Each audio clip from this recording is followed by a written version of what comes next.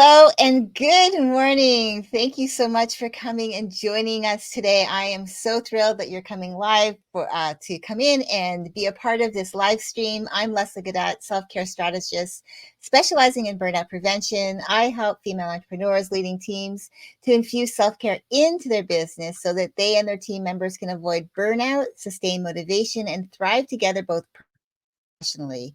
And today I am incredibly grateful to have to come live to you today to talk about the importance of self-care and how incorporating it into how you run your business can fuel your business growth.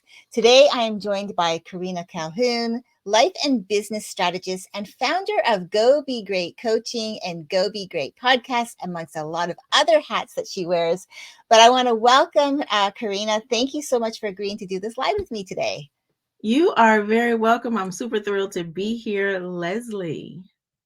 Yeah, I really feel like this is something that you can really help me speak into because we've had recent conversations, and I love the fact how you are really learning to dial into how self-care not only supports you personally, but you're now realizing, okay, this is something that's going to support my business.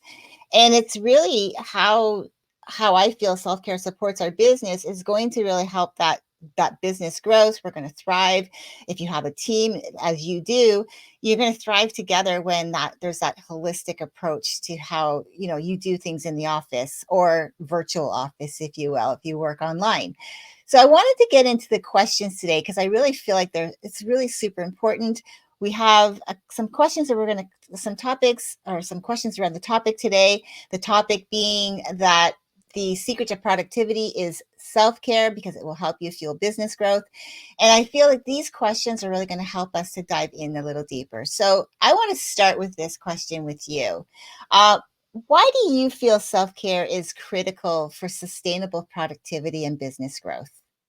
Really, that's a really great question, Leslie. And why I feel like it's critical is if we continue to go, go, go, as a lot of us have been taught, especially in corporate America or in our corporate 9 to 5 jobs, then we burn out. We're no good. And we're not bringing the level of productivity and excellence that we really think that we are. And it shows. Even though we think we're doing great, it shows to the other person where there's been some hiccups and some downfall. So I think it's critical. I think it's critical. Yeah, and I think too, because for me especially, I came from a really I'm still part of it too, but I came from the legal industry, and I've been in the legal industry now supporting in that field for over 4 decades now. I'm still supporting a team of lawyers and paralegals in California. It is my own job. Sorry, I should say it's my own business where I support them. But what I've found is I've been watching the other people that work in the office. I used to work alongside them full time, so I understand their pain. But I watching them how it's almost like there's that wellness factor or that component of wellness isn't part of the everyday mindset. And so it's like going to work, we have like a set amount of hours. And, let's face it, even if you have a 9 to 5 job, there's going to be times where you're working overtime. And part of that overtime, too, is like your lunch hour, or you're not taking any breaks at all. So you are on this schedule of like 9 to 5 straight. And that can really play havoc, I believe, on our emotional and physical well being. And I also know that, too, a lot of like in the industry that I'm in, and especially the lawyers and paralegals that I am supporting, I know that their hours, which used to be my own, would be 15-hour days on a norm.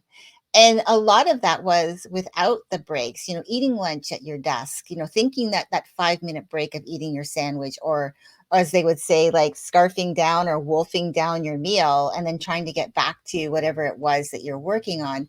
It didn't really, really provide, I would say, that sustainability factor to be productive, because I found for myself personally that I would get really super mentally drained, and I would get clutter. I would call it clutter brain because there'd be so much stuff coming at me and trying to figure it all out, and I would get mentally drained. So I really feel like there is that link between self-care and success, because I feel like there is that when you do that holistic approach, right? You're thinking like, okay, what is self-care in the business would be like taking those breaks, making sure that you take time to get up after even an hour and stretch, getting away from your desk, like change of attitude, moving around, going out for a lunch, to get outside, get some vitamin D.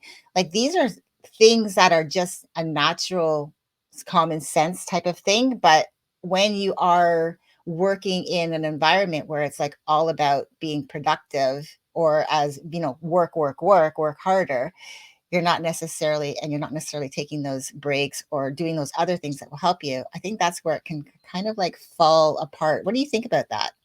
And as you were talking about that, I started to just kind of go back to when I was in corporate America. I actually made it a point. My thing is, if I'm not going to be able to take care of myself, then I can't do the role that I'm actively doing at that moment. So I would get up every 15 to 20 minutes. I have a watch.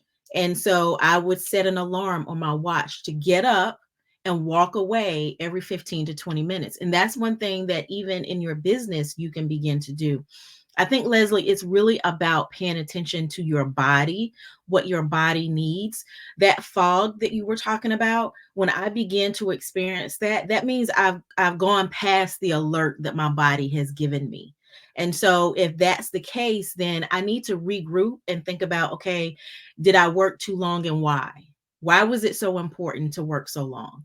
Um, I know that throughout my day, especially as an entrepreneur, we have the availability to structure our day. So most of the time, structure our day so that we're able to have those longer breaks. Like you said, go outside. As an introvert, I love the outside. I love being able to be in the crisp air or heat, whatever, wherever I am at that moment. But really getting that air, clearing my mind, being able to connect with nature, even if it's to go to, we have several lakes here in Richmond, Virginia, go to a lake and sit by the water just to calm myself.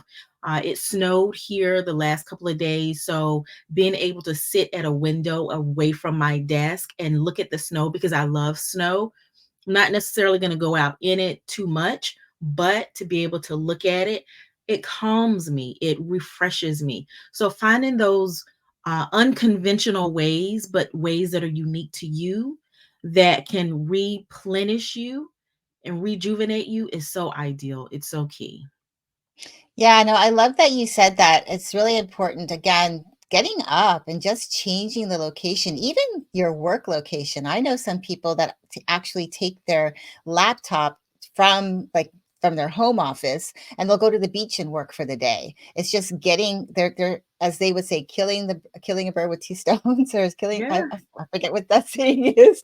But it's like one of the women that I know, she would go and change her location, and for her it was the beach, and she would go and just get inspired, be creative. That was during her creative time for her business. So I love that. So when it comes to one of the things I want to ask you as a leader, because I know you are a leader, how can leaders walk the talk when it comes to self-care? Because I think we do it for ourselves, but how do we really inspire others? Because that's where I think, especially when you have a team as you do, how are you able to inspire them to really take self-care as an important tool for them to thrive? One thing that I do try to encourage my team to remember is that, first and foremost, if there's an assignment, a task that is top priority, I'll let them know. But outside of that, you structure your day so that, yeah, you get your work done, but there's no, oh my God, we have to be on the go, go, go constantly.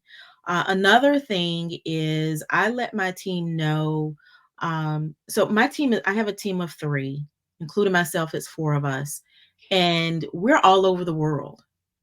So if I send a message, I'm very cognizant of the fact that a lot of times people say, I'm sending this message at this time, so you may get it at a certain time on your end.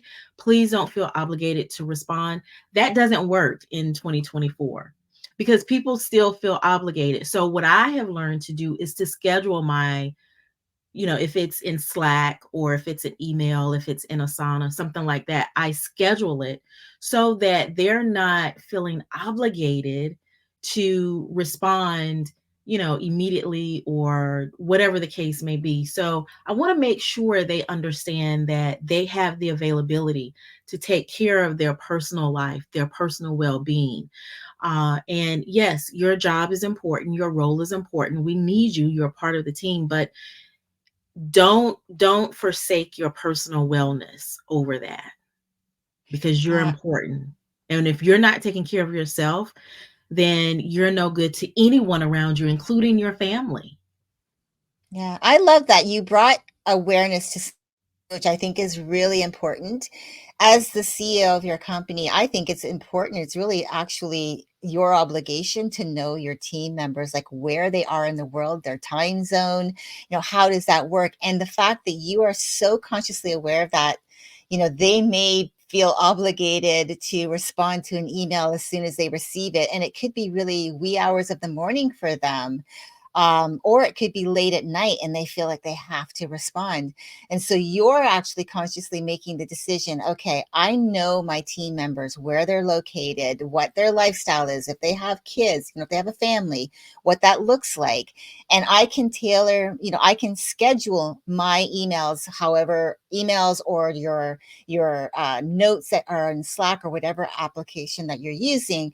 You're making sure that you are consciously aware of that to help train your team to not feel like that obligation to have that late night response or that early AM response. Because I had talked to you about this before. Someone that I know actually has an assistant who is in another part of the world who was at 2 a.m. responding and to her posts on social media.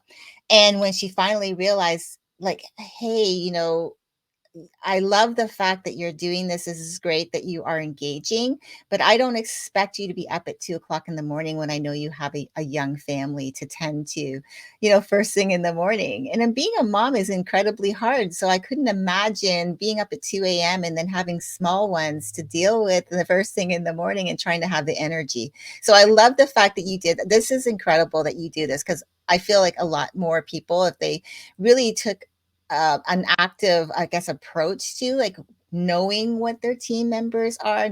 It's really important to have a gauge on the pulse on your own company as a whole and being able to structure it in a way that works for you. If you know your team members are a certain way, you're helping them by saying, okay, I know what you're like, you're going to respond.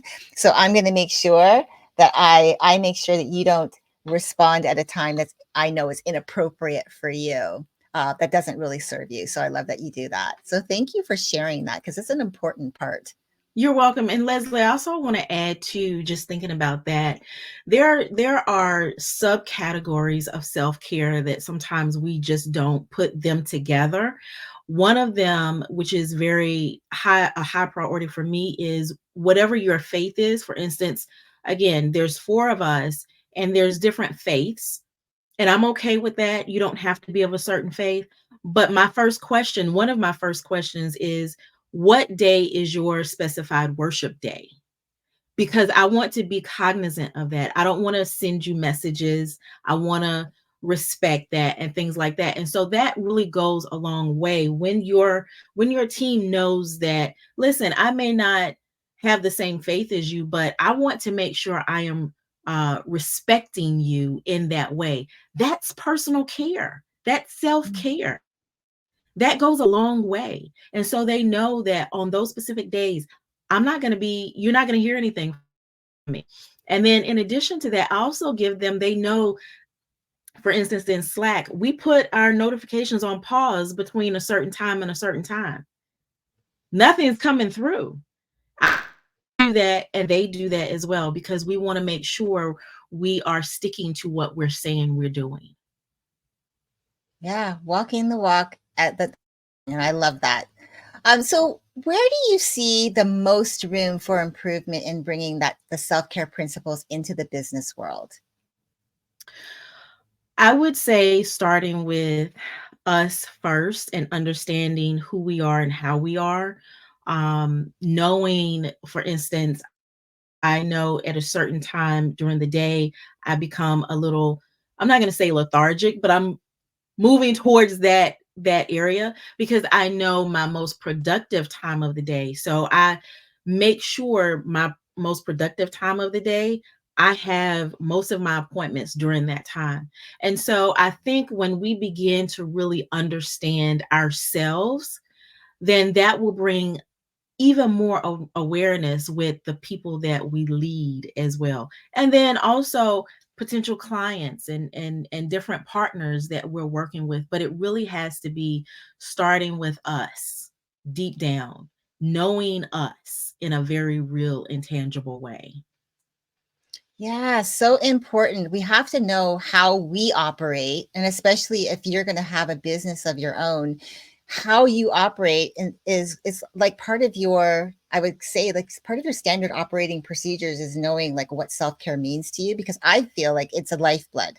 It's a lifeblood to our personal life success and for our professional life success. And so when we understand that self-care can really be a tool that we can use to really boost that productivity in our company, to boost business growth, to empower our team members around how, you know, being able to come forward and say, this is my lifestyle, this is my worship day, this is my time zone, I have a family, how do we make this work so that I can still support you in the role that you've hired me for. I think it's so important bringing the team together, because as a team, even if you are the leader, you're still part of the team. You want to build it together. You hire people to come build your business with you together. And so when you can look at it from that way, I think there's going to be beautiful growth. And that's truly why I feel like when you look at it from the holistic way, a holistic approach, bringing self-care at the forefront, that it's really going to really help.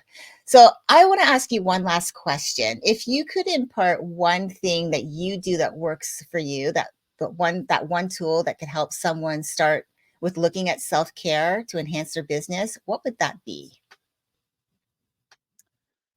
The one thing, the one tool that I would encourage for others is, I would say first and foremost, that self evaluation. Because if you don't do the self evaluation, Leslie, you're not going to know what works and what doesn't work. You're not going to know how to maneuver said self care. You're not going to realize how important it is. And then you're not going to make it a priority for your team. Yeah, no, I love that. Thank you. Thank you so much for coming on today. I appreciate you so much. I know that you really walk the walk. Like you, when you say this is part of your lifestyle, and we've had other conversations, this is really truly part of who you are. And I really appreciate that. And I know that you can be found here on LinkedIn, but is there any other place you would like to share that our viewers can find out more about what you do? Absolutely. I am on Facebook. That's where I am primarily, Karina Haddon Calhoun.